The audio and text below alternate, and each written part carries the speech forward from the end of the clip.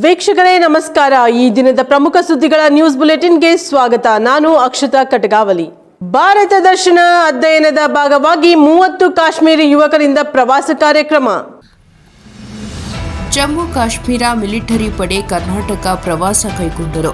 30 ಕಾಶ್ಮೀರಿ ಯುವಕರು ISRO ಉಪಗ್ರಹ ಕೇಂದ್ರಕ್ಕೆ ಭೇಟಿ ನೀಡಿದ್ರು ಮತ್ತು ಬೆಂಗಳೂರಿನಲ್ಲಿ ಗೌರವಾನ್ವಿತ ಕರ್ನಾಟಕ ರಾಜ್ಯಪಾಲರನ್ನು ಭೇಟಿ ಮಾಡಿದ್ರು. 31/1/2025 10 BN ಸಶಸ್ತ್ರ ಸೀಮಾ ಬಾಲ್ ಆಯೋಜಿಸಿದ್ದ ಭಾರತ ದರ್ಶನ ಅಧ್ಯಯನ ಪ್ರವಾಸದ ಭಾಗವಾಗಿ 30 ಕಾಶ್ಮೀರಿ ಯುವಕರ ತಂಡವು ಬೆಂಗಳೂರಿನ ಪ್ರತಿಷ್ಠಿತ ಇಸ್ರೋ ಉಪಗ್ರಹ ಕೇಂದ್ರಕ್ಕೆ ಭೇಟಿ ನೀಡಿ ಕರ್ನಾಟಕದ ಗೌರವಾನ್ವಿತ ರಾಜ್ಯಪಾಲರನ್ನು ಭೇಟಿ ಮಾಡಿದ್ದ ಗೌರವ. ಇಸ್ರೋ ಉಪಗ್ರಹ ಕೇಂದ್ರಕ್ಕೆ ಭೇಟಿ ನೀಡಿದ ಸಂದರ್ಭದಲ್ಲಿ ಯುವಕರು ಬಾಹ್ಯಾಕಾಶ ತಂತ್ರಜ್ಞಾನದಲ್ಲಿ ಭಾರತದ ಗಮನಾರ್ಹ ಪ್ರಗತಿಯನ್ನು ಪರಿಚಯಿಸಿದರು. ಉಪಗ್ರಹಗಳ ಅಭಿವೃದ್ಧಿ, ಬಾಹ್ಯಾಕಾಶ ಕಾರ್ಯಾಚರಣೆಗಳು ಮತ್ತು ಬಾಹ್ಯಾಕಾಶ ಪರಿಶೋಧನೆಯಲ್ಲಿ ಭಾರತದ ಸಾಧನೆಗಳ ಬಗ್ಗೆ ಅವರು ಕಲಿತರು.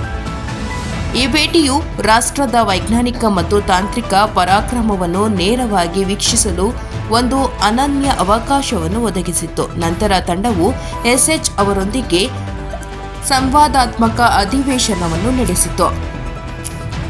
ಕರ್ನಾಟಕದ ಗೌರವಾನ್ವಿತ ರಾಜ್ಯಪಾಲರಾದ ತಾವರ್ ಚಂದ್ ಗೆಹ್ಲೋಟ್ ಅವರು ತಮ್ಮ ಅನುಭವಗಳು ಮತ್ತು ಆಕಾಂಕ್ಷೆಗಳನ್ನು ಚರ್ಚಿಸಿದರು. ಗೌರವಾನ್ವಿತ ರಾಜ್ಯಪಾಲರು ಶಿಕ್ಷಣ, ಕೌಶಲ್ಯ ಅಭಿವೃದ್ಧಿ ಮತ್ತು ರಾಷ್ಟ್ರೀಯ ಏಕೀಕರಣವನ್ನು ಮುಂದುವರಿಸಲು ಪ್ರೋತ್ಸಾಹಿಸಿದರು. ಪ್ರಗತಿಶೀಲ ಮತ್ತು ಅಖಂಡ ಭಾರತವನ್ನು ರೂಪಿಸುವಲ್ಲಿ ಯುವಕರ ಪಾತ್ರವನ್ನು ಒತ್ತಿ ಹೇಳಿದರು. SSBಯ ಉಪಕ್ರಮವಾದ ಭಾರತ್ ದರ್ಶನ್ ಸ್ಟಡಿ ಟೂರ್ ದೇಶದ ವೈವಿಧ್ಯಮಯ ಸಾಂಸ್ಕೃತಿಕ, ವೈಜ್ಞಾನಿಕ ಮತ್ತು ಐತಿಹಾಸಿಕ ಪರಂಪರೆಗೆ ಯುವ ಮನಸ್ಸುಗಳನ್ನು ತೆರೆದಿಡುವ ಗುರಿಯನ್ನು ಹೊಂದಿದೆ. ವಿವಿಧ ಕ್ಷೇತ್ರಗಳಲ್ಲಿ ಲಭ್ಯವಿರುವ ಅಪಾರ ಅವಕಾಶಗಳನ್ನು ಪ್ರದರ್ಶಿಸುವ ಮೂಲಕ ಅವರನ್ನು ಪ್ರೇರೇಪಿಸಲು ಪ್ರವಾಸವನ್ನು ವಿನ್ಯಾಸಗೊಳಿಸಲಾಗಿದೆ. ಭಾಗವಹಿಸುವವರು ಈ ಅಮೂಲ್ಯ ಅನುಭವಕ್ಕಾಗಿ ತಮ್ಮ ಕೃತಜ್ಞತೆಯನ್ನು ವ್ಯಕ್ತಪಡಿಸಿದರು. ಇದು ಅವರ ದೃಷ್ಟಿಕೋನಗಳನ್ನು ವಿಸ್ತರಿಸಿದೆ ಮತ್ತು ಭಾರತದ ಬೆಳವಣಿಗೆ ಮತ್ತು ಅಭಿವೃದ್ಧಿಯ ಬಗ್ಗೆ ಅವರ ತಿಳುವಳಿಕೆಯ ಮೂಡಿತು. ಈ ಸಂದರ್ಭದಲ್ಲಿ assistant commando Ankit Kumar, Ashwin Kumar, GD Nadaf, Sikandar HC, GD Santosh Mishra, 10 SSB Srinagar ಉಪಸ್ಥಿತರಿದ್ದರು. ಲಕ್ಷ್ಮೇಶ್ವರದಲ್ಲಿ ತಾಳ್ಮೆಯಿಂದ ಇದ್ದವನೇ ತಪಸ್ವಿ. ಅಭಿನವ ಗವಿಸಿದ್ದೇಶ್ವರ ಸ್ವಾಮಿಗಳಿಂದ ಹೇಳಿಕೆ. ತಾಳ್ಮೆಯಿಂದ ಇದ್ದವನೇ ತಪಸ್ವಿ, ಅಭಿನವ ಗವಿಸಿದ್ದೇಶ್ವರ ಸ್ವಾಮಿಗಳು.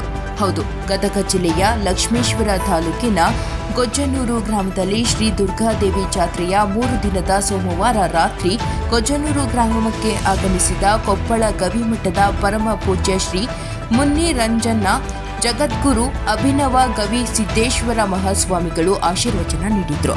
ಗೊಜ್ಜನೂರು ಗ್ರಾಮಕ್ಕೆ ಪೂಜ್ಯರು ಆಗಮಿಸುತ್ತಿದ್ದಂತೆ ಪೂಜ್ಯರ ಪಾದಕ್ಕೆ ಹೂ ಚೆಲ್ಲಿ ಸ್ವಾಗತಿಸಿದ ಗ್ರಾಮಸ್ಥರು. ಸಾವಿರಾರು ಜನರು ಪೂಜ್ಯರ ಆಶೀರ್ವಚನ ಕೇಳಿ ಪುನೀತರಾದರು. ವರದಿ ವೀರಣ್ಣ ಹಡಪದ, NKS TV4 ಲಕ್ಷ್ಮೇಶ್ವರ. ಮಾತು ಕೇಳಲಿಕ್ಕೆ ಎಷ್ಟು ತೆರೆದ ಮನಸ್ಸಿನಿಂದ ಜನ ಕೂಡ್ತಾರೆ. ಜನರಿಗೆ ಕಲಿಯುವ ಇಚ್ಛೆ ಇದೆ, ತಿಳ್ಕೋಬೇಕನ್ನುವ ಇಚ್ಛೆ ಇದೆ. ಯಾರ ಹೇಳಿ ಒಳ್ಳೆಯ ಮಾತು ಹೇಳಿದ್ರು ಅಂದ್ರೆ 2 ತಿಳ್ಕೊಳ್ಳುವ ಮನಸ್ಸಿರಬೇಕು, ಮನಸ್ಸು ಮುಕ್ತ ಇರಬೇಕು. ಆ ಜಾತಿ, ಆ ಧರ್ಮ, ಅವ್ರು ಹೇಳ್ತಾರೆ, ಇವ್ರು ಹೇಳ್ತಾರೆ ತಲೆಯಾಗಿರಬಾರ್ದು. ಒಳ್ಳೆಯ ಮಾತು ಸಣ್ಣವ್ರು ಹೇಳಿದ್ರು ಸಹಿತ ಕೇಳಬೇಕು. ಒಳ್ಳೆಯ ಮಾತು ಸಣ್ಣವ್ರು ಹೇಳಿದ್ರು ಕುಡಿಬೇಕು. ಈಗ ಒಬ್ಬ ಕುಡಿತಿರ್ತಾನೆ, ಕುಡಿಯೋನಿಗೆ ಮಗ ಸಣ್ಣವಿರ್ತಾನೆ. ಸಣ್ಣ ಮಗ ಅಪ್ಪಗೆ ಹೇಳ್ತಾನೆ, ಯಪ್ಪ ಕುಡಿಬೇಡೋ, ನೀನು ಕುಡಿದು ಜೋಲಿ ಹುಡ್ಕೊಂತ ಅಡ್ಡಾಡ್ತಿ, ಎಲ್ಲಿ ಬೇಕಲ್ಲಿ ಬೀಳ್ತೀಯಲ್ಲ. ನನ್ನ ಸ್ನೇಹಿತರೆಲ್ಲ ನನಗೇನಂತಾರೆ ಅಂದ್ರೆ ಕುಡುಕನ ಮಗ ಅಂತ ಕರೀತಾರ ಅಂತ ಮಗ ಅಪ್ಪಗೆ ಹೇಳ್ಯಾನ ಇಲ್ಲಿ ಎಷ್ಟು ಸಲ. ಯಪ್ಪ ಕುಡಿಬೇಡೋ ಅಂತ ಮಗ ಅಪ್ಪ ಹೇಳಿದ್ರು ಅಪ್ಪ ಏನಂತಿರ್ತಾನೆ, ಈ ಟದಿ ನನಗ ಹೇಳಕ್ ಬರ್ತೀನಿ ನೀನಂತ. ಅಲ್ಲ, ಈ ಟದಿ ನನಗ ಹೇಳಕ್ ಬರ್ತೇನಂತ ಅಪ್ಪ ಅಂತಿರ್ತಾನೆ. ಅಲ್ಲ, ದೀಪ ಎಷ್ಟಿರ್ತೈತಿ, ದೀಪ ಇಟ್ಟೇ ಇರ್ತೈತಿ, ಆದ್ರೆ ಮನೆ ತುಂಬ ಬೆಳಕಿರ್ತೈತಿ. ಮಗ ಇಟ್ಟೇ ಇದ್ರು ಸಹಿತ ಮಗನ ಮಾತಿನೊಳಗ ಮನೆ ಬೆಳಗಿಸುವಂಥ ಜ್ಞಾನ ಇತ್ತಲ್ಲ, ಅಪ್ಪ ಕೇಳಿದ್ರೆ ಮನೆ ಬೆಳಗುತ್ತಿತ್ತು. ಎಷ್ಟು ಎಷ್ಟು ದೇವರ ಜಾತ್ರೆಗಳು ಮಾಡುವುದೇನಿದೆ ಹೇಳಿ. ಎಷ್ಟು ದೇವರ ಜಾತ್ರೆಗಳು ಮಾಡಿ, ಎಷ್ಟು ಉತ್ಸವಗಳು ಮಾಡಿ ಉಪಯೋಗ ಏನು? ನಮ್ಮಲ್ಲಿರುವ ದುಶ್ಚಟಗಳನ್ನು ನಾವು ಬಿಡಲಿಲ್ಲ ಅಂದ್ರೆ, ನಮ್ಮಲ್ಲಿರುವ ದುರ್ಗುಣಗಳನ್ನು ನಾವು ಬಿಡದೇ ಇದ್ದರೆ, ಎಷ್ಟು ಜಾತ್ರೆ ಮಾಡಿ ಉತ್ಸವಗಳನ್ನು ಮಾಡಿ ಏನು ಮಾಡೋದು? ಎಷ್ಟು ಸಂಸಾರಗಳ ಹಾಳಾಗ್ಯಾವ. ಅಪ್ಪ ಎಷ್ಟು ಸಂಪತ್ತು ದುಡಿದು ಇಟ್ಟಿದ್ದ, ಮಗ ಇವೇನು ಕಷ್ಟಪಟ್ಟಿಲ್ಲ, ಒಂದ ನಂಬರ್ಗೆ ಎಲ್ಲ ಮುಗಿಸಿಟ್ಟಾನೆ, ಭಾಳ ಇಲ್ಲ, ಒಂದ ನಂಬರ್. ಎಷ್ಟು ತಂದೆ ತಾಯಿ ಕಷ್ಟಪಟ್ಟಿದ್ದು ಉಳ್ದದೇವು. ನಾವು ಜಾತ್ರೆ ಮಾಡುವುದಿರಲಿ, ಉತ್ಸವಗಳು ಮಾಡುತ್ತೀವಿ, ಗುಡಿ ಗುಂಡಾರಗಳನ್ನು ಕಟ್ತೀವಲ್ಲ, ನಾವು ಹೋಗಿ ನಾವೇನು ಮಾಡ್ತೀವಿ, ದೇವಿಗೆ ತುಪ್ಪದ ಮೀಸಲು ದೀಪ ಹಚ್ಚಿ ನಾವು ಜಾತ್ರೆ ಮಾಡಿದ್ವಿ ಅಂತ ಹೇಳ್ತೀವಿ. ಸಂಸಾರದಲ್ಲಿರುವಾಗ, ಪ್ರಪಂಚದಲ್ಲಿರುವಾಗ ಒಮ್ಮೆ ಅಪಮಾನ, ಒಮ್ಮೆ ಸೋಲು, ಒಮ್ಮೆ ಬಡತನ, ಒಮ್ಮೆ ನಿಂದೆ, ಒಮ್ಮೆ ಅಪಮಾನ. ಸೋಲು, ಬಡತನ, ಅಪಮಾನ, ನಿಂದೆ ಇವೆಲ್ಲವುಗಳನ್ನು ಬಂದಾಗ ಯಾವನು ತಾಳ್ಮೆಯಿಂದ ತಡ್ಕೊಂಡಿರ್ತಾನಲ್ಲ, ತಾಳ್ಮೆಯಿಂದ ಇದ್ದವನಿಗೆ ತಪಸ್ವಿ ಅಂತ ಕರಿಬೇಕಂತ. ತಾಳಕೊಂಡ ಬದುಕವನು ತಪಸ್ವಿ ಅಷ್ಟೇ. ಈ ಜಗತ್ತಂದ ಮೇಲೆ ಸ್ವಲ್ಪ ಹೆಚ್ಚ ಕಡಿಮೆ ಇರುವುದೇ. ಸಂಸಾರ ಅಂದ ಮೇಲೆ ಅದರ ಹೆಸರು ಅಷ್ಟು ಚಂದ ಐತಿ. ಸಂಸಾರ ಅಂದ್ರೆ ನಾ ಅನ್ಕೊಂಡಂಗೆ ಇರ್ಲಾರ್ದಕ್ಕ ಸಂಸಾರ ಅಂತ ಕರಿತೀವಿ. ನನ್ನ ಇಚ್ಛೆ ಹಿಂಗೆ ನಡೆಯುವುದಿಲ್ಲ, ಅದು ಇದ್ದಂಗೆ ನಾವು ಹೊಂದಿಕೊಂಡು ಬದುಕಬೇಕು, ಅದೇ ಸಂಸಾರ ಅಷ್ಟೆ. ಗಂಡ ಹೆಂಡತಿ ಒಂದಿಷ್ಟು ಹೆಚ್ಚು ಕಡಿಮೆ ಬರುವುದಲ್ಲ. ಸಂಸಾರ ಅಂದ ಮೇಲೆ ಹೆಚ್ಚು ಕಡಿಮೆ ಇರ್ತೈತೆ ಇಲ್ಲಿ. ಯಾರ ಪ್ರಪಂಚದೊಳಗೆ ಗುದ್ದಾಟ ಆಗಿಲ್ಲ ಹೇಳಿ, ಯಾರ ಮನೆಯೊಳಗೆ ಪ್ರಪಂಚದೊಳಗೆ ಸಂಸಾರ ಹಂಗೆ ಉಳ್ದೈತಿ. ಸ್ವಲ್ಪ ಪ್ರಪಂಚ ಅಂದ್ರೆ ಹೆಚ್ಚು ಕಡಿಮೆ ಇರ್ತೈತಿ, ಹೊಂದ್ಕೊಂಡು ಹೋಗ್ಬೇಕಷ್ಟೆ. ಈಗ ಮನ್ಯಾಗ ತಾಯಂದ್ರೆ ಅಡಿಗೆ ಮಾಡ್ತಾರೆ, ಅವ್ರಿಗೆ ದಿವಸ ಅಡಿಗೆ ಮಾಡಿ ಮಾಡಿ ಸಾರು ಮಾಡಿರ್ತಾರೆ. ಅವಕ್ಕೊಂದಿಷ್ಟು ಅನ್ಬೇಕು. ನೀವು ಏನು ಅನ್ಬೇಕು, ಏನು ಎಂಥ ರುಚಿ ಮಾಡಿ ಸಾರು. ನಿನ್ನ ಸಾರು ಉಂಡ್ರೆ ರೊಟ್ಟಿ ಅಲ್ಲ ಬಳ್ಳ ಕಡ್ಕೋಬೇಕು, ಹಂಗೆ ಮಾಡ್ತೀನಿ ಸಾರು ಅಂತ ಅನ್ಬೇಕು. ಅದು ನಂಜನಗೂಡಿನಲ್ಲಿ ಹುಲ್ಲಳ್ಳಿ ಗ್ರಾಮ ಪಂಚಾಯತ್ ಕಚೇರಿ ಮುಂದೆ ಆಡಳಿತಾಧಿಕಾರಿಯನ್ನು ಕೆಲಸದಿಂದ ಕೈಬಿಡುವಂತೆ ಪ್ರತಿಭಟನೆ ನಡೆಯಿತು. ಹುಲ್ಲಳ್ಳಿ ಗ್ರಾಮ ಪಂಚಾಯಿತಿ ಕಚೇರಿ ಮುಂದೆ ಪ್ರತಿಭಟನೆ. ಅಂಗಡಿ ಮಳಿಗೆ ಹರಾಜು ಪ್ರಕ್ರಿಯೆಯಲ್ಲಿ ದಲಿತರಿಗೆ ವಂಚನೆ ಆರೋಪ, ಧಿಕ್ಕಾರದ ಘೋಷಣೆ. ಇಒ ಆದೇಶಕ್ಕೂ ಕ್ಯಾರೆ, ಪಿಡಿಒ ಶ್ರೀಧರ್ ಸಸ್ಪೆಂಡ್ಗೆ ಒತ್ತಾಯ. ನಂಜನಗೂಡು ಹುಲ್ಲಹಳ್ಳಿ ಗ್ರಾಮ ಪಂಚಾಯಿತಿಯಲ್ಲಿ ಭಾರೀ ಅವ್ಯವಹಾರ ನಡೆದಿದ್ದು, ದಾಖಲೆಗಳನ್ನು ಒದಗಿಸಲು ನಿಷ್ಕ್ರಿಯರಾಗಿದ್ದು, ಹಣಕಾಸಿನ ಲೆಕ್ಕಾಚಾರ ಆರೋಪ ಇದ್ದರೂ ತನಿಖೆ ನಡೆಸುವಲ್ಲಿ ಮೇಲಾಧಿಕಾರಿಗಳು ಹಿಂದೇಟು ಹಾಕಿದ್ದು ಒಂದಾದ ಮೇಲೆ ಒಂದು ಆರೋಪ ಕೇಳಿಬಂದಿದೆ. ಇಷ್ಟೆಲ್ಲ ನಡೆದರೂ ದಲಿತ ಯುವಕ ಪ್ರಸಾದ್ಗೆ ಈ ಹಿಂದೆ ಗ್ರಾಮ ಪಂಚಾಯಿತಿ ಮಳಿಗೆ ನೀಡಿದ್ದು, ಕಟ್ಟಡ ಕುಸಿದು ವಿದ್ಯುತ್ ಶಾರ್ಟ್ ಸರ್ಕ್ಯೂಟ್ ಆದ ಕಾರಣ ರಿಪೇರಿ ಮಾಡಿಸುತ್ತೇವೆ ಎಂದು ಭರವಸೆ ನೀಡಲಾಗಿತ್ತು. ಇಒ ಕೋರ್ಟ್ಗೂ ಸಹ ದೂರು ನೀಡಲಾಗಿತ್ತು. ಆದರೆ ಏಕಾಏಕಿ ದಿನಾಂಕ 31/1/2024 ಹರಾಜು ಪ್ರಕ್ರಿಯೆಯಲ್ಲಿ ಪ್ರಸಾದ್ಗೆ ಯಾವುದೇ ಮಾಹಿತಿ ನೀಡದೆ ಆತನಿಗೆ ನೀಡಿದ ಅಂಗಡಿ ಮಳಿಗೆಯನ್ನು ಸಹ ನಿಯಮ ಬಾಹಿರವಾಗಿ ಹರಾಜು ಮಾಡಿರುತ್ತಾರೆ. ಇದನ್ನು ವಿರೋಧಿಸಿ ಇಂದು ಪಂಚಾಯಿತಿ ಪಿಡಿಒ ಶ್ರೀಧರ್ಗೆ ಧಿಕ್ಕಾರದ ಘೋಷಣೆ ಕೂಗಿ ತಮ್ಮ ಆಕ್ರೋಶ ವ್ಯಕ್ತಪಡಿಸಿದರು. ದಲಿತ ವಿರೋಧಿ ಪಿಡಿಒ ಶ್ರೀಧರ್ನನ್ನು ಕೂಡಲೇ ಅಮಾನತು ಮಾಡಬೇಕು, ಪ್ರಸಾದ್ಗೆ ನೀಡಿದ ಮಳಿಗೆಯನ್ನು ವಾಪಸ್ ಆತನಿಗೆ ನೀಡಬೇಕು, ಆತನಿಗೆ ಆಗಿರುವ ನಷ್ಟ ಕಟ್ಟಿಕೊಡಬೇಕೆಂದು ಹುಲ್ಲಳ್ಳಿ ಭೀಮ ಬಳಗ ಯುವಕ ಸಂಘದವರು ಒತ್ತಾಯಿಸಿದ್ದಾರೆ. ಇದಕ್ಕೆ ಬಗ್ಗದಿದ್ದಲ್ಲಿ ಬೃಹತ್ ಮಟ್ಟದಲ್ಲಿ ಹೋರಾಟ ನಡೆಸಲು ಮುಂದಾಗಬೇಕಿದೆ ಎಂದು ಎಚ್ಚರಿಕೆ ನೀಡಲಾಗಿದೆ. ನಂತರ ತಾಲೂಕು ಕಾರ್ಯನಿರ್ವಾಹಕ ಅಧಿಕಾರಿ ಜೆರಾಲ್ಡ್ ರಾಜೇಶ್ ರವರು ಸ್ಥಳಕ್ಕೆ ಆಗಮಿಸಿ ಪ್ರತಿಭಟನಾಕಾರರ ಜೊತೆಗೆ ಮಾತನಾಡಿ, ಪ್ರಸಾದ್ ರವರಿಗೆ ವಾಪಸ್ ಮಳಿಗೆ ಕೊಡಿಸಲು ಪಿಡಿಒಗೆ ಆದೇಶ ಮಾಡುತ್ತೇನೆ ಎಂದು ಹೇಳಿ ಮನವಿ ಸ್ವೀಕರಿಸಿದರು. ನಂತರ ಪ್ರತಿಭಟನೆ ಕೈಬಿಡಲಾಯಿತು. ಸ್ಥಳದಲ್ಲಿ ಗ್ರಾಮ ಪಂಚಾಯಿತಿ ಸದಸ್ಯ ಕುಮಾರ್, ದಲಿತ ಮುಖಂಡರಾದ ಮರಿಸ್ವಾಮಿ, ಭೀಮ ಬಳಗ ಸಂಘಟನೆಯ ಅಧ್ಯಕ್ಷ ಚಂದ್ರು, ಉಪಾಧ್ಯಕ್ಷ ಪ್ರಸಾದ್, ಆರ್ಟಿಐ ಚಂದ್ರು, ಹಲ್ಲಾರೆ ಮಹದೇವ ಸ್ವಾಮಿ ಇತರೆ ಮುಖಂಡರು ಭಾಗಿಯಾಗಿದ್ದರು. ವರದಿ ಜಯಶಂಕರ್, ಎನ್ಕೆಎಸ್ ಟಿವಿ4, ನಂಜನಗೂಡು. 569 ಮೇಲೆ ಅವರು ಮೇಲ್ಮನೆಗೆ ಬಂದಿದ್ದು ಮೇಲ್ಮನೆಗೆ ಬಂದಿದ್ದು ನಿಜ. ಬಟ್ ಅದು 3 ಹಿಯರಿಂಗ್ ಆಗಬೇಕಾಗಿತ್ತು. ಒಂದೇ ದಿನದಲ್ಲಿ ಕೊಟ್ಟಿದ್ದರಿಂದ ನಾವು ಒಂದು ಸ್ಥಳೀಯ ಒಂದು ಆದೇಶ ಮಾಡಿ ಕೊಟ್ಟಿದ್ದು. ಅದನ್ನು ಪರಿಶೀಲನೆ ಮಾಡಿ ಅವರು ನಿಜವಾಗ್ಲೂ ಅವರಿಗೆ ಲಾಸ್ ಆಗಿದ್ರೆ ಅವರಿಗೆ ಅದನ್ನ ನೀವು ಏನಿದೆ ಪಂಚಾಯತಿಂದ ಬರ್ಸ್ಕೊಡಿ ಅಥವಾ ಅವನಿಗೆ ಅವ್ರಿಗೆ ಎಕ್ಸ್ಟೆನ್ಷನ್ ಕೊಡಿ ಅವರಿಗೆ ಅನ್ನೋದು ಒಂದು ಮಾಡಿದ್ದು. ಬಟ್ ಈಗ ಅವರು ಅದನ್ನು ಅವತ್ತು ಹರಾಜು ಮಾಡಿದ್ದಾರೆ 14ನೇ ನಂಬರ್ದು ಇದನ್ನು. ಈಗ ಅವರು ಈಗ ಅದಕ್ಕೋಸ್ಕರ ಈ ಒಂದು ಪ್ರತಿಭಟನೆ ಮಾಡ್ತಾಯಿದ್ದಾರೆ. ನಮಗೆ ಅವರು ಏನು ಲಾಸ್ ಆಗಿದೆ ಅದನ್ನು ನಮಗೆ ಕೊಟ್ಟಿಲ್ಲ, ತುಂಬಿಕೊಟ್ಟಿಲ್ಲ ಅಂತ, ಅಥವಾ ಎಕ್ಸ್ಟೆನ್ಷನ್ನು ಕೊಟ್ಟಿಲ್ಲ ಅಂತ. ಇದ್ರ ಬಗ್ಗೆ ನಾನು PDO ಅವರೊಂದಿಗೆ ಚರ್ಚೆ ಮಾಡಿ ಅದ್ರ ಬಗ್ಗೆ ಏನು ಅವರಿಗೆ ಸಮಸ್ಯೆ ಇದೆ ಅದನ್ನು ಬಗೆಹರಿಸೋದಕ್ಕೆ ನಾವು ಪ್ರಾಮಾಣಿಕ ಪ್ರಯತ್ನ ಮಾಡ್ತೀವಿ. ಹೊಸಕೋಟೆಯಲ್ಲಿ ಕೋಲಾರ ಜನರ ನಿದ್ದೆಗೆಡಿಸಿದ್ದ ಕುಖ್ಯಾತ ಮನೆಗಳ್ಳರ ಗ್ಯಾಂಗ್ ಬಂಧಿಸಿದ ಹೊಸಕೋಟೆ ಪೊಲೀಸ್ ಇನ್ಸ್ಪೆಕ್ಟರ್ ಅಶೋಕ್. ಕೋಲಾರ ಜನರ ನಿದ್ದೆ ಕೆಡಿಸಿದ ಕುಖ್ಯಾತ ಮನೆಗಳ್ಳರ ಗ್ಯಾಂಗ್ ಬಂಧಿಸಿದ ಹೊಸಕೋಟೆ ಪೊಲೀಸ್ ಇನ್ಸ್ಪೆಕ್ಟರ್ ಅಶೋಕ್. ಹೊಸಕೋಟೆ ಚಿಂತಾಮಣಿ ರಾಜ್ಯ ಹೆದ್ದಾರಿಯಲ್ಲಿ ಓಡಾಡುವ ವಾಹನಗಳನ್ನು ಅಡ್ಡಗಟ್ಟಿ ಸವಾರರಿಂದ ಹಣ, ಒಡವೆಗಳನ್ನು ಮತ್ತು ಬೆಲೆ ಬಾಳುವ ವಸ್ತುಗಳನ್ನು ದರೋಡೆ ಮಾಡಲು ಸಂಚು ಮಾಡುತ್ತಿದ್ದ ಆರೋಪಿಗಳನ್ನು ವಶಕ್ಕೆ ಪಡೆದು ಸುಮಾರು 6 ಲಕ್ಷ ಮೌಲ್ಯದ ಕಾರು, 1,50,000 ಬೆಲೆ ಬಾಳುವ 4 ಮೊಬೈಲ್ ಫೋನ್ ಮತ್ತು ಆರೋಪಿಗಳು ಕೃತ್ಯಕ್ಕೆ ಬಳಸಲು ತಂದಿದ್ದ ಮಾರಕಾಸ್ತ್ರಗಳು ಹಾಗೂ 4 ಆರೋಪಿಗಳನ್ನು ಬಂಧಿಸಿದ್ದಾರೆ.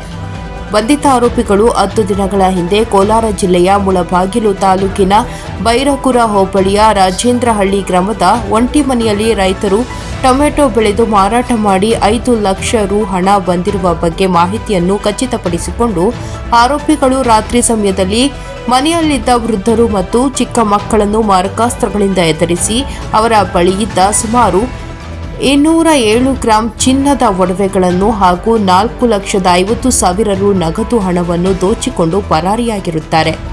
ಇದೇ ಆರೋಪಿಗಳು ಹೊಸಕೋಟೆ ಪೊಲೀಸ್ ಠಾಣೆ ಸರಹದ್ದಿನ ಫ್ಯಾಕ್ಟರಿ ಗೇಟ್ ಬಳಿ ಮಾರಕಾಸ್ತ್ರಗಳಿಂದ ಹೈವೇ ರಾಬರಿ ಮಾಡಲು ಸಂಚು ರೂಪಿಸಿದ್ದ ವೇಳೆ ಹೊಸಕೋಟೆ ಪೊಲೀಸ್ ಇನ್ಸ್ಪೆಕ್ಟರ್ ಅಶೋಕ್ ನೇತೃತ್ವದ ತಂಡ ಸಿನಿಮಿಯ ರೀತಿಯಲ್ಲಿ ಸುತ್ತುವರೆದು ಬಂಧಿಸಿದ್ದಾರೆ. ಮತ್ತಷ್ಟು ಅಪರಾಧ ಪ್ರಕರಣಗಳಲ್ಲಿ ಭಾಗಿಯಾಗಿರುವುದು ಕಂಡುಬಂದಿದ್ದು ಪ್ರಕರಣ ದಾಖಲಿಸಿಕೊಂಡು ತನಿಖೆ ಕೈಗೊಂಡಿದ್ದಾರೆ. ಸಿಂಧನೂರಿನಲ್ಲಿ ವಿಕಲಚೇತನರಿಗೆ ಉಚಿತ ಅಗತ್ಯ ಸಲಕರಣೆಗಳ ವಿತರಣೆ ಕಾರ್ಯಕ್ರಮ. ವಿಕಲಚೇತನರಿಗೆ ಉಚಿತ ಅಗತ್ಯ ಸಲಕರಣೆ ವಿತರಣೆ. ವಿಕಲಚೇತನರಿಗೆ ಅವಶ್ಯಕವಾದ ಸಾಧನ ಸಲಕರಣೆಗಳನ್ನು ಉಚಿತವಾಗಿ ಭಾರತ ಸರ್ಕಾರದ RDFI ಯೋಜನೆ ಅಡಿಯಲ್ಲಿ ಸಾಮಾಜಿಕ ಅಧಿಕಾರದ ಕ್ಷೇತ್ರ ಆಲಿಮ್ಕೋ ಸಂಸ್ಥೆ ವತಿಯಿಂದ ನೀಡಲಾಗುತ್ತಿದೆ ಎಂದು ರಿಮ್ಸ್ ಆಸ್ಪತ್ರೆಯ ಕೋಆರ್ಡಿನೇಟರ್ ಹನುಮಂತಪ್ಪ ಅವರು ಹೇಳಿದರು. ನಗರದ ತಾಲೂಕು ಪಂಚಾಯಿತಿಯಲ್ಲಿ ವಿಕಲಚೇತನರಿಗೆ ತ್ರಿಚಕ್ರ ಸೈಕಲ್ ವಿತರಣೆ ಹಾಗೂ ಆಲಿಮ್ಕೋ ಸಂಸ್ಥೆ ವತಿಯಿಂದ ಸಾಮಾಜಿಕ ಆಧಾರಿತ ಶಿಬಿರಕ್ಕೆ ತಾಲೂಕು ಪಂಚಾಯತ್ ಸಹಾಯಕ ನಿರ್ದೇಶಕರಾದ ಅಮರಗೊಂಡಪ್ಪ ಚಾಲನೆ ನೀಡಿ ಮಾತನಾಡಿದರು. ತಾಲೂಕಿನಲ್ಲಿ 5,000ಕ್ಕೂ ಹೆಚ್ಚು ಅಂಗವಿಕಲರಿದ್ದು ಅವರಿಗೆ ಬೇಕಾಗಿರುವ ಗುಣಮಟ್ಟದ ಸಲಕರಣೆ ನೀಡುವುದರಿಂದ ಅವರು ಯಾರ ಸಹಾಯವಿಲ್ಲದೆ ಓಡಾಡಲು ಅನುಕೂಲವಾಗುತ್ತೆ ಎಂದರು. 129 ಫಲಾನುಭವಿಗಳಿಗೆ ಸುಮಾರು 12 ಲಕ್ಷ ರೂಪಾಯಿ ಮೌಲ್ಯದ ವಿವಿಧ ಸಾಧನ ಸಾಮಗ್ರಿಗಳು ಹಾಗೂ ತ್ರಿಚಕ್ರ ಸೈಕಲ್ ವಿತರಿಸಲಾಯಿತು. ಅಂಗವಿಕಲ ಯುವಕ ಯುವತಿಯರು ತಮಗೆ ಆಸಕ್ತಿ ಇರುವ ಕ್ಷೇತ್ರದಲ್ಲಿ ಕೌಶಲ್ಯ ಆಧಾರಿತ ತರಬೇತಿ ಪಡೆದು ಉದ್ಯೋಗ ಸಂಪಾದಿಸಿ ಸ್ವಾಭಿಮಾನಿಯಾಗಿ ಬದುಕಬೇಕು ಎಂದು ನೌಕರರ ಸಂಘದ ತಾಲೂಕು ಅಧ್ಯಕ್ಷರಾದ ಚಂದ್ರಶೇಖರ್ ಹಿರೇಮಠ ಹೇಳಿದರು. ಈ ಸಂದರ್ಭದಲ್ಲಿ ಆಲಿಮ್ಕೋ ಸಂಸ್ಥೆಯ ಅಭಿಷೇಕ್, ಕಿಶನ್, ಬಸವರಾಜ್ ಸೇರಿದಂತೆ ಅನೇಕ ಪದಾಧಿಕಾರಿಗಳು ಉಪಸ್ಥಿತರಿದ್ದರು. Venkatesh Nayak, NKS TV4 news, Sindhanur. ಅರ್ಜಿಗಳ ಮೂಲಕ ಆಲ್ರೆಡಿ ಒಂದು ಕನ್ನಡಿನೇ ಕೈ ಕೊಟ್ಬಿಟ್ಟಾರೆ. ಅಡ್ವಾನ್ಸ್ ಫಸ್ಟ್ ಡೇ ಒಂದು ಸಿಸ್ಟಮ್ದಿಂದ ಮಾಧ್ಯಮದ ವ್ಯಕ್ತರಿಗೂ ಕೂಡ ಅವರು ಇವತ್ತೆಷ್ಟೋ ಕೆಲಸ ಇದ್ರನ್ನ ನಾವು ಬರೆದು ಅವರಿಗೆ ವಿಶೇಷವಾಗಿ ಮತ್ತೊಮ್ಮೆ ನನ್ನ ವೈಯಕ್ತಿಕ ಪರವಾಗಿ ಸ್ವಾಗತಿಸುತ್ತಾ, ನೀವೆಲ್ಲರೂ ಸೈಲೆಂಟ್ ಆಗಿ ದಿನ ಏನು ಕೊಡ್ತಾರ ಅವರು ಸೈಲೆಂಟ್ ಆಗಿ ತಮ್ಮ ಒಂದು ವಸ್ತುಗಳು, ತಮ್ಮ ಒಂದು ವಿತರಣೆಯ ಒಂದು ಇವು ಸಾಮಾನುಗಳನ್ನ ಸೂಕ್ಷ್ಮವಾಗಿ ಯಾರು ಗಲಾಟೆ ಮಾಡಬಾರ್ದು ದಯವಿಟ್ಟು. ಬಂದಿದ್ದಾರೆ. ಅದೇ ಥರ ಎಲ್ಲ ವಿಕಲಚೇತನರು ಕೂಡ ಯಾರು ಕೂಡ ಅವರು ನಮ್ಮನ್ನು ತಾವು ಕೀಳುವಂತ ಬಯಸ್ಕೊಳ್ಳೋ ಅವಶ್ಯಕತೆ ಇಲ್ಲ. ಬಹಳಷ್ಟು ಜನ ಸಾಧಕರು ವಿಕಲಚೇತನದ ವ್ಯಕ್ತಿಗಳಿಂದ ಬಂದಿದ್ದಾರೆ. IAS, KS ಕೂಡ ಮಾಡಿ ಸಮಾಜಕ್ಕೆ ಮಾದರಿಯಾದಂಥ ವ್ಯಕ್ತಿಗಳಿದ್ದಾರೆ. ಹಂಗಾಗ್ಬಿಟ್ಟು ಯಾವುದೇ ವಿಕಲಚೇತನ ವ್ಯಕ್ತಿಗಳು ಕೂಡ ನಮಗೆ ನಾವು ಯಾವುದೇ ಒಂದು ಅಂಗ ವೈಕಲ್ಯದಿಂದ ಅಥವಾ ಸರ್ಕಾರದಲ್ಲಿ ಗುರುತಿಸಿದ 21 ನ್ಯೂನತೆಗಳಲ್ಲಿ ಯಾರು ಕೂಡ ಸಮಾಜಕ್ಕೆ ಮಾದರಿಯಾಗಿ IAS, KS ಆದರೂ ವಿವಿಧ ರಂಗಗಳಲ್ಲಿ ಸಮಾಜದಲ್ಲಿ ಏನಂದ್ರೆ ಹಚ್ಚಿಕೊಂಡವರು ನಮ್ಮ ನಡುವೆ ಇದ್ದಾರೆ. ತಾವೆಲ್ಲರೂ ಕೂಡ ನೋಡಿದ್ದೀವಿ. ದೇವನಹಳ್ಳಿಯಲ್ಲಿ ಬ್ರಿಗೇಡ್ ಅಪಾರ್ಟ್ಮೆಂಟ್ಗೆ ವಿಸಿಟ್ ಮಾಡಿ ಸಿಎಂ ಸೈಟ್ಗಳನ್ನು ವೀಕ್ಷಿಸಿ ನಕಾಶೆ ಪರಿಶೀಲನೆ ನಡೆಸಿದರು. ದೇವನಹಳ್ಳಿ ಹೊರವಲಯದಲ್ಲಿರುವ ಬ್ರಿಗೇಡ್ ಅಪಾರ್ಟ್ಮೆಂಟ್ಗೆ ವಿಸಿಟ್ ಮಾಡಿ ಸಿಎ ಸೈಟ್ಗಳನ್ನು ವೀಕ್ಷಿಸಿ ನಕಾಶೆ ಪರಿಶೀಲಿಸಿದರು.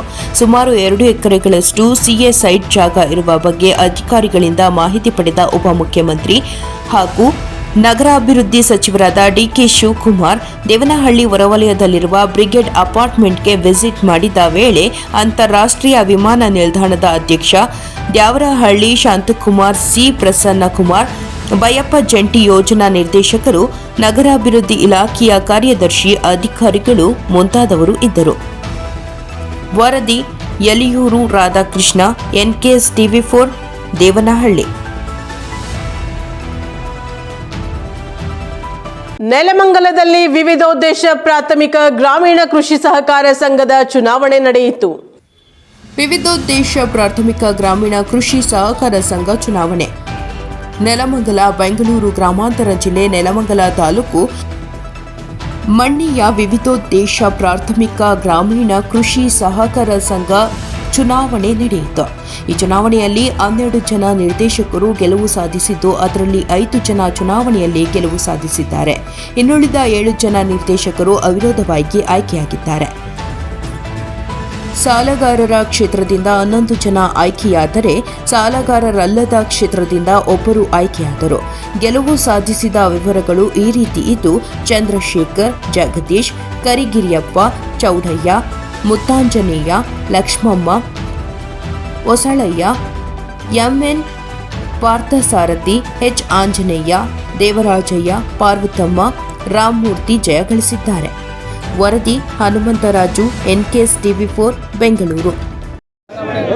ಇವತ್ತು ನಮ್ಮ ಸೀತಾರಾಮಣ್ಣವರ ನೇತೃತ್ವದಲ್ಲಿ, ನಮ್ಮ MLA ಅವರ ನೇತೃತ್ವದಲ್ಲಿ ಕಾಂಗ್ರೆಸ್ ಟೀಮು ಎಲೆಕ್ಷನ್ ಮಾಡಿತ್ತು. ಅದರಲ್ಲಿ ಈ ಹಿಂದೆನೇ ಆಗಲೇ ನಾವು 7 ಅವಿರೋಧವಾಗಿ ಆಯ್ಕೆಯಾಗಿತ್ತು. 5 ಸಾಮಾನ್ಯ ಕ್ಷೇತ್ರಕ್ಕೆ ಇವತ್ತು ಚುನಾವಣೆ ನಡೆದು 5 ಕ್ಷೇತ್ರಗಳನ್ನು ಕೂಡ ತುಂಬ ಅತ್ಯಧಿಕ ಮತಗಳಿಂದ ನಮ್ಮ ರೈತರು ಇವತ್ತೇನು ಕಾಂಗ್ರೆಸ್ ಸರ್ಕಾರದ ಅಭಿವೃದ್ಧಿ ಕೆಲಸಗಳನ್ನು ಮೆಚ್ಚಿ ಇವತ್ತು ಗೆಲ್ಸ್ಕೊಟ್ಟಿದ್ದಾರೆ. ಅದು ಅತ್ಯಧಿಕ ಮತಗಳಿಂದ ಗೆಲ್ಸ್ಕೊಟ್ಟಿರೋದ್ರಿಂದ ನಮ್ಮ ಮಣ್ಣೆ ವ್ಯವಸಾಯ ಸೇವಾ ಸಹಕಾರ ಸಂಘದ ಎಲ್ಲ ಸದಸ್ಯರುಗಳಿಗೆ ನಮ್ಮ ಈ ಕಾಂಗ್ರೆಸ್ ಮುಖಂಡರ ಆದಿಯಾಗಿ ಮತ್ತು ಎಲ್ಲ ಈ ಕಾಂಗ್ರೆಸ್ ಸರ್ಕಾರದ ಆದಿಯಾಗಿ ತುಂಬು ಹೃದಯದ ಅಭಿನಂದನೆಗಳನ್ನು ಹೇಳೋಕ್ಕೆ ಬಯಸ್ತೀನಿ. ದಿವಸ ಚುನಾವಣೆ ನಡೆದು ಏನು ನಮ್ಮ ಸಿಂಡಿಕೇಟ್ ಮೊದಲೇ 7 ಜನ ಅವಿರೋಧವಾಗಿ ಆಯ್ಕೆ ಮಾಡಿದ್ದು, ಹನುಮಂತೇಗೌಡರು ನಾವೆಲ್ಲ ಸೇರ್ಕೊಂಡು, ಸಾರ್ವಜನಿಕರು ಸೇರ್ಕೊಂಡು ಅವಿರೋಧವಾಗಿ 7 ಜನನ ಅವಿರೋಧವಾಗಿ ಆಯ್ಕೆ ಮಾಡಿದ್ದು. ಇನ್ನು 5 ಜನಕ್ಕೆ ಸಿಂಡಿಕೇಟ್ ಮಾಡ್ಕೊಂಡು ನಾವು ಎಲೆಕ್ಷನ್ಗೆ ಹೋಗಿದ್ದು. ಆ ಎಲೆಕ್ಷನ್ನಲ್ಲಿ ಸಾರ್ವಜನಿಕರು, ನಮ್ಮ ರೈತ ಬಾಂಧವರು ಎಲ್ಲರೂ ಒಟ್ಟಿಗೆ ಸೇರಿ ನಮ್ಮ 5 ಜನನ ಗೆಲ್ಲಿಸಿದ್ದಾರೆ. ಭಾಳ ಸಂತೋಷ. ಸಾರ್ವಜನಿಕರಿಗೆ ಹಾಗೂ ಮತದಾರರಿಗೆ ನನ್ನ ಅಭಿನಂದನೆಗಳನ್ನು ತಿಳಿಸ್ತೇನೆ. ಜೈ. ಕಂಪ್ಲಿಯಲ್ಲಿ ವಿಧಾನಸಭಾ ಕ್ಷೇತ್ರ ಹಾಗೂ ಕುರುಗೋಡು ಮಂಡಲಗಳ ನೂತನ ಅಧ್ಯಕ್ಷರ ಆಯ್ಕೆ ಪ್ರಕ್ರಿಯೆ ನಡೆಯಿತು. ಕಂಪ್ಲಿ ವಿಧಾನಸಭಾ ಕ್ಷೇತ್ರ ಹಾಗೂ ಕುರುಗೋಡು ಮಂಡಲಗಳ ನೂತನ ಅಧ್ಯಕ್ಷರ ಆಯ್ಕೆ ಮಾಜಿ ಶಾಸಕ ಸುರೇಶ್ ಬಾಬು ಹಾಗೂ ಶ್ರೀರಾಮುಲು ಅವರ ಅಧ್ಯಕ್ಷತೆಯಲ್ಲಿ CD ಮಹಾದೇವ್ ಕಂಪ್ಲಿ ತಾಲೂಕು ಅಧ್ಯಕ್ಷ ಮತ್ತು ಮದಿರೆ ಕುಮಾರಸ್ವಾಮಿ ಕುರುಗೋಡು ತಾಲೂಕಾ ಅಧ್ಯಕ್ಷರಾಗಿ ಆಯ್ಕೆ ಪದಗ್ರಹಣ ಕಾರ್ಯಕ್ರಮ ಕಂಪ್ಲಿಯ ಬಿಜೆಪಿ ಕಚೇರಿಯಲ್ಲಿ ಜರುಗಿತು. ಈ ಕಾರ್ಯಕ್ರಮದಲ್ಲಿ ಶಾಸಕ ಸುರೇಶ್ ಬಾಬು ಮಾತನಾಡುತ್ತಾ, ಕಂಪ್ಲಿ ಗಂಗಾವತಿ ಮಧ್ಯ ತುಂಗಭದ್ರಾ ನದಿ ಸೇತುವೆ ನಿರ್ಮಾಣಕ್ಕೆ ನಮ್ಮ ಸರ್ಕಾರವಿದ್ದಾಗ ಹಣ ಮಂಜೂರಾಗಿತ್ತು. ಕಾಂಗ್ರೆಸ್ ಸರ್ಕಾರದಲ್ಲಿ ಹಣ ಇಲ್ಲ. ಗೃಹಲಕ್ಷ್ಮಿ ಖಾತೆಗೆ ಎಲೆಕ್ಷನ್ ಸಮಯದಲ್ಲಿ ಮಾತ್ರ ಮಾತೆಯರಿಗೆ ಹಣ ಹಾಕುತ್ತಿದ್ರು. ಹೀಗೆ ಹಲವಾರು ವಿಷಯಗಳನ್ನ ಸಭೆಯಲ್ಲಿ ಪ್ರಸ್ತಾಪಿಸಿದ್ರು. ಶ್ರೀರಾಮುಲು ಅವರು ಬಳ್ಳಾರಿ ಜಿಲ್ಲೆಯ ವಿಮ್ಸ್ ಆಸ್ಪತ್ರೆಯಲ್ಲಿ ಬಾಣಂತಿಯರ ಸರಣಿ ಸಾವುಗಳು ಯಾವುದೇ ಮಂತ್ರಿ ಬಂದು ನೋಡಿಲ್ಲ, ಕೇಳಿಲ್ಲ. ಮೆಣಸಿನಕಾಯಿ ಬೆಳೆ ಕುರುಗೋಡು ಕಂಪ್ಲಿ ಸಿರುಗುಪ್ಪ ಭಾಗದ ರೈತರು ಹಾವೇರಿಗೆ ತೆಗೆದುಕೊಂಡು ಹೋಗುವುದು ಕಷ್ಟ. ಕಂಪ್ಲಿಯಲ್ಲಿ ಸ್ಟೋರೇಜ್ ಮಾಡುವ ವ್ಯವಸ್ಥೆ ಆಗಿಲ್ಲ. ಕಂಪ್ಲಿ ಸಕ್ಕರೆ ಕಾರ್ಖಾನೆ ಪ್ರಾರಂಭ ಮಾಡುವ ವಿಷಯ ಕುರಿತು ಸುದ್ದಿಗಾರರೊಂದಿಗೆ ಹಂಚಿಕೊಂಡರು. Chidananda Hiremath, NKS TV4 news, Kampli. National party, ಭಾರತೀಯ ಜನತಾ ಪಾರ್ಟಿ ಬಂದ್ಬಿಟ್ಟು ನ್ಯಾಷನಲ್ ಪಾರ್ಟಿ. ಹರಿಯ ನೀರು ಒಂದು ಯಾವ್ದು ಹರಿಯ ನೀರು ಹೋಗ್ತಿರ್ತವೆ, ಹೊಸ ನೀರು ಬರ್ತಿರ್ತವೆ, ಹಳೆ ನೀರು ಹೋಗ್ತಿರ್ತವೆ. ಅದ್ರ ಬಗ್ಗೆ ಯಾರು ತಲೆ ಕೆಡ್ಸ್ಕೋಬಾರ್ದು. ಹೋಗಂತವ್ರನ್ನ ನಾವ್ ಯಾರು ತಲೆ ಕೆಡ್ಸ್ಕೊಳೋದು ಬೇಡ. ನಮಗೂ ಬೆದರಿಸ್ತಾರೆ, ನಾವು ಆ ಪಾರ್ಟಿ ಹೋಗ್ತೀವಿ, ಈ ಪಾರ್ಟಿ ಹೋಗ್ತೀವಿ, ಅಲ್ಲಿ ಹೋಗ್ತೀವಿ. ಹೋಗಂತವ್ರು ಯಾರು ನಿಂದ್ರಸಕ್ಕಾಗಲ್ಲ. ಎಷ್ಟು ನಿಂದ್ರಸಕ್ಕಾಗ್ತದೆ ಹೇಳಿ? ಕರೆಕ್ಟ್. ನಿಷ್ಠಾವಂತ ದುಡಿಯಂತ ಕಾರ್ಯಕರ್ತರು ಬಹಳಷ್ಟು ಮಂದಿ ಇದ್ದೀರಿ ನೀವು. ಇವತ್ತು ಅದೇ ನಾವು ಅಧಿಕಾರ ಬಂದಂತ ಟೈಮಲ್ಲಿ ಹೆಂಗ್ ಬಂದಿದ್ರು ನೀವು ನೋಡಿದಿರಲ್ಲ. ಕಾಂಗ್ರೆಸ್ ಪಡೆ ನಮ್ಮ ಜಾಗ ಆಗಿತ್ತು. ರಾಜಕೀಯ ಸಹಜ, ಯಾರ ಅಧಿಕಾರ ಇದ್ರೆ ಆ ಕೈ ಸ್ವಲ್ಪ ವಾಳ್ತತೆ, ಗಾಳಿ ವಾಳ್ತಾ ಇರ್ತದೆ. ಅದ್ರ ಬಗ್ಗೆ ನಾವು ತಲೆ ಕೆಡ್ಸ್ಕೋಬೇಡ್ರಿ. ಅವ್ರು ಹೋಗಿದ್ದಾರೆ ಇವ್ರು ಹೋಗಿದ್ದಾರೆ ಅಂತಲ್ಲ, ಪ್ರತಿಯೊಬ್ಬ ಕಾರ್ಯಕರ್ತರು ಸಿಪಾಯಿ ತರ ನೀವು ಕೆಲಸ ಮಾಡ್ತೀರಿ, ನನ್ಗೆ ಗೊತ್ತಿದೆ. ನಾವೆಲ್ಲೋ ನಿಜವಾಗ್ಲೂ ಸೋಲ್ ಅಂದ್ರೆ ಕೇವಲ ಗ್ಯಾರಂಟಿಯಲ್ಲಿ ನಾವು ಸೋತಿದೀವಿ ಬಿಟ್ರೆ ಬೇರೆದಿಲ್ಲ. MP ಎಲೆಕ್ಷನ್ ಅಲ್ಲಿ ಏನಾಯ್ತು? MP ಎಲೆಕ್ಷನ್ ಅಲ್ಲಿ ಕೇವಲ 8,000 ನಮ್ಗೆ ಮೈನಸ್ ಇಲ್ಲಿ. ಅದು ಏನ್ ಮಾಡಿದ್ರು, ಒಂದ್ 4 ತಿಂಗಳು ಗ್ರಾಂಟ್ ಹಾಕಿಲ್ಲ, ಯಾವ್ದು 2,000 ರೂಪಾಯಿ ಹಾಕಿಲ್ಲ. ಕರೆಕ್ಟ್ ವೋಟಿಂಗ್ ಗಿಂತ 2 ದಿವಸ ಮುಂಚೆ ಹಾಕ್ಬಿಡ್ತಾರೆ. ಅದು ಗೆಲ್ಬೇಕಂದ್ರೆ ಕರೆಕ್ಟ್ ಆಗಿ ಗೆಲ್ಬೇಕಪ್ಪ. ನೀವು ನಿಜವಾಗ್ಲೂ ಅಭಿವೃದ್ಧಿ ಮಾಡಿ ಗೆಲ್ಲೋದು ಬೇರೆ ಆಗುತ್ತೆ ಹೊತ್ತಾಗ್ಲಿ. ಕರೆಕ್ಟ್ ವೋಟಿಂಗ್ ಇರೋ ಒಂದು 2 ದಿವಸ ಮುಂಚೆ ಹೆಣ್ಮಕ್ಳಿಗೆ ಅಕೌಂಟ್ಗೆ ದುಡ್ಡು ಹಾಕ್ಬಿಡೋದು. ಪಾಪ ಬಡವ್ರು ನಾವು ಅವ್ರು ಕೂಡ ಅನ್ನಕ್ಕಾಗಲ್ಲ. ಯಾಕಂದ್ರೆ ಅವ್ರೇನೋ ಆಸೆ ಇಟ್ಕೊಂಡು ಬಂತಪ್ಪ ಅಂದ್ರೆ, ಯಾಕಂದ್ರೆ ನಮ್ಮಲ್ಲಿದ್ದಂತವ್ರಿಗೆ ಅದು ಆತ್ಮವಿಶ್ವಾಸ ಏನಾಗಿದೆ ಎಲ್ಲ ಅಂದ್ರೆ ಬಿಗ್ ಪರ್ಸನಾಲಿಟೀಸ್ ಆಫ್ ಕರ್ನಾಟಕದಲ್ಲಿ BJPದಲ್ಲಿ ಏನಿದಾರೋ ಅವರೆಲ್ಲರೂ ಕೂಡ ಎಲ್ಲ ಒಂದು ಕಡೆ ನಮ್ಮನ್ನು ಕಡೆಗಣಿಸ್ತಾರೆ ಅನ್ನೋ ಭಾವನೆ ಏನು ಬಂದಿದ್ರು. ಆ ಭಾವನೆಗೆ ಹೋಗ್ಬೇಕಾದ್ರೆ ಏನು ಮಾಡಬೇಕು, ಕೂಡಿಸ್ಕೋಬೇಕು. ಅಂದರೆ ನೀವು ನೋಡ್ರಿ, ಯಾರ್ಯಾರ ಕೆಪಾಸಿಟಿ ಏನಂತೇಳಿ ಇಡೀ ರಾಜ್ಯ ಜನರಿಗೆ ಗೊತ್ತಿದೆ. ನಾವು ಯಾರುಗಳನ್ನ ತಿರಸ್ಕಾರ ಮಾಡೋಕ್ಕಾಗಲ್ಲ. ಕೆಲವು ಮಂದಿ ಬುದ್ಧಿವಂತದಿಂದ ರಾಜಕಾರಣ ಮಾಡ್ತಾರೆ, ಕೆಲವರು ಹಾಡುವುದರಿಂದ ಕೆಲಸ ಮಾಡ್ತಾರೆ, ಕೆಲವರು ಮನಸ್ಸಿಂದ ಕೆಲಸ ಮಾಡ್ತಾರೆ, ಕೆಲವರು ಬುದ್ಧಿಯಿಂದ ಕೆಲಸ ಮಾಡ್ತಾರೆ. ನಾವೆಲ್ಲರೂ ಕೂಡ ಮನಸ್ಸಿಂದ ಕೆಲಸ ಮಾಡೋದು. ಅಂದರೆ ಎಲ್ಲ ಒಂದು ಕಡೆ ಈ ರೀತಿ ಆದಂಥ ಟೈಮಲ್ಲಿ ಸಹಜವಾಗಿ ಬೇರೆಯವರಿಗೆಲ್ಲ ನೋವು ಬಂದಿರ್ಬೋದು. ಆ ನೋವು ಬಂದಂಥ ಟೈಮಲ್ಲಿ ಹಿರಿಯ ನಾಯಕರೆಲ್ಲರೂ ಕೂಡ ಕೂಡಿಸ್ಕೊಂಡು ಅದನ್ನು ಸರಿಪಡಿಸಿ ಪುನಃ ಎಲ್ಲರೂ ಕೂಡ ಒಂದೇ ಪ್ಲಾಟ್ಫಾರ್ಮ್ದಲ್ಲಿ ಪಾರ್ಟಿ ಪ್ಲಾಟ್ಫಾರ್ಮ್ದಲ್ಲಿ ಕೆಲಸ ಮಾಡಬೇಕು, ಅಧಿಕಾರಕ್ಕೆ ಬರಬೇಕು ಅನ್ನೋಂಥ ನಿಟ್ಟಿನಲ್ಲಿ ಎಲ್ಲರನ್ನೂ ಕೂಡಿಸಿ ಸರಿ ಮಾಡೋಂಥ ಶಕ್ತಿ ಯಾರಿಗಿದೆ ಅಂದರೆ ರಾಷ್ಟ್ರ ನಾಯಕರಿದೆ. ರಾಷ್ಟ್ರ ನಾಯಕರು ಸರಿ ಮಾಡಬೇಕಿದೆ. ನೋಡಿ ಸರ್, ಸದ್ಯಕ್ಕಿರೋಂಥ ಸ್ಥಿತಿಯಲ್ಲಿ ಅವರು ಕೆಲವು ಸರ್ಕಾರದಲ್ಲಿ ಕೆಲವು ಪೇಚಿಗಳು ಅಂದರೆ ಕೆಲವು ಕೋರ್ಟು ವಿಷಯ ಎಂಟ್ರಿ ಆಗಿರೋ ಕಾರಣ ಅಂದರೆ ನಾವು ಅವತ್ತಿನ ಕಾಲದಲ್ಲಿ ಇದನ್ನು ಕಂಪ್ಲೀಟಾಗಿ ಶುಗರ್ ಕಾರ್ಖಾನೆ ಪ್ರಾರಂಭ ಮಾಡಬೇಕಂತೇಳಿ ಮುಂದಕ್ಕೆ ಹೋಗಿದ್ವಿ. ಮುಂದಕ್ಕೆ ಹೋದಂಥ ಟೈಮಲ್ಲಿ ಮತ್ತು ಸರ್ಕಾರ ಇಲ್ಲಿ ತನಕ ಆಗಿದೆ, ಯಾವುದೇ ಅನುಮೋದನೆಯನ್ನು ಕೊಟ್ಟಿಲ್ಲ. ಬಿಕಾಸ್ ಆಫ್ ಬೇರೆ ಕಾರಣಗಳಿಂದ ಅವ್ರು ಯಾವುದೇ ರೀತಿಯ ಪರ್ಮಿಷನ್ಗಳು ಸಿಕ್ಕಿಲ್ಲ. ಅದಕ್ಕೋಸ್ಕರವಾಗಿ ನಾವು ಕೋರ್ಟಲ್ಲಿ ಫೈಟ್ ಮಾಡ್ತಾಯಿದ್ವಿ, ಹೊರಗಡೆ ಕೂಡ ಫೈಟ್ ಮಾಡ್ತಾಯಿದ್ವಿ. ಸಕ್ಕರೆ ಕಾರ್ಖಾನೆ ಎಲ್ಲ ಕ್ಲಿಯರೆನ್ಸ್ಗಳು ಬಂದಿದೆ ಅಂತ ಹೇಳಿದ್ರೆ ನಾವು ಕಾರ್ಖಾನೆ ಪ್ರಾರಂಭ ಮಾಡೋಕೆ ಕೂಡ ರೆಡಿ ಇದ್ದೀವಿ ಸರ್.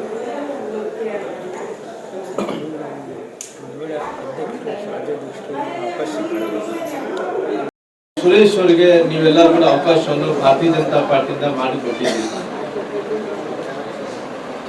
ನಂತರ ದಿನಗಳಲ್ಲಿ ಹತ್ತತ್ರ 2 ಚುನಾವಣೆಗಳು ನಾವು ಸೋತು ಬಿಟ್ಟಿವಿ. ಮೊನ್ನೆ ನಡೆದಂತ ಲೋಕಸಭೆ ಚುನಾವಣೆಯಲ್ಲಿ ಕೂಡ ಸೋತು ಬಿಟ್ಟಿವಿ. ವಿಧಾನಸಭೆ ಚುನಾವಣೆಯಲ್ಲಿ ಕೂಡ ನಾವು ಸೋತು ಬಿಟ್ಟಿವಿ. ಮೊನ್ನೆ ನಡೆದಂತ ಪುರಸಭೆ ಚುನಾವಣೆ, ಕಂಪ್ಲಿಯ ಪುರಸಭೆ ಚುನಾವಣೆಯಲ್ಲಿ ಕೂಡ ಸೋತು ಬಿಟ್ಟಿವಿ. ಪುರಸಭೆಯ ಅಧ್ಯಕ್ಷರ ವಿಚಾರದಲ್ಲಿ ಕೂಡ ಸೋತು ಬಿಟ್ಟಿವಿ. ಅಂದ್ರೆ ವಾಮ ಮಾರ್ಗದಿಂದ ಇವೆಲ್ಲ ನೋಡಿದಂತ ಟೈಮಲ್ಲಿ ಕೂಡ ಕಾರ್ಯಕರ್ತರಿನ ಗಟ್ಟಿಯಾಗಿ ನಿಂತಿದ್ರಿ. ನಮ್ಮ ಸತೀಶ್ ಅಣ್ಣವ್ರು ಹೇಳ್ತಾ ಇದ್ರು, ರಾಮ್ಲವ್ರೆ 2 ಎಲೆಕ್ಷನ್ ಸೋತ್ರೆ ಕೂಡ ಲೋಕಸಭೆ ವಿಧಾನಸಭೆ ಸೋತು ವಾಮ ಮಾರ್ಗದಿಂದ ಮೊನ್ನೆ ನಡೆದಂತ ಪುರಸಭೆ ಚುನಾವಣೆಯಲ್ಲಿ ಸೋತಿದ್ರೆ ಕೂಡ ಇನ್ನ ಕಾರ್ಯಕರ್ತರು ಗಟ್ಟಿಯಾಗಿದ್ದಾರೆ ಅಂದ್ರೆಗಿನ ಬಹುಶಃ ಮುಂದಿನ ದಿನಗಳಲ್ಲಿ ಒಳ್ಳೇದಾಗ್ಬೋದು ಅನ್ನೋಂತ ಅವರು ಅಭಿಪ್ರಾಯ. ಹಂಗಾಗಿ ಇವತ್ತು ಬಹುಶಃ ಕಾಂಗ್ರೆಸ್ ಸರ್ಕಾರ ಇದಿಷ್ಟು ಈ ದಿನದ ಪ್ರಮುಖ ಸುದ್ದಿಗಳ ನ್ಯೂಸ್ ಬುಲೆಟಿನ್. ನಿರಂತರ ಸುದ್ದಿಗಳಿಗಾಗಿ ನೋಡ್ತಾ ಇರಿ NKS TV4, ಇದು ನಿರಂತರ ಕಾರ್ಯಪಡೆ.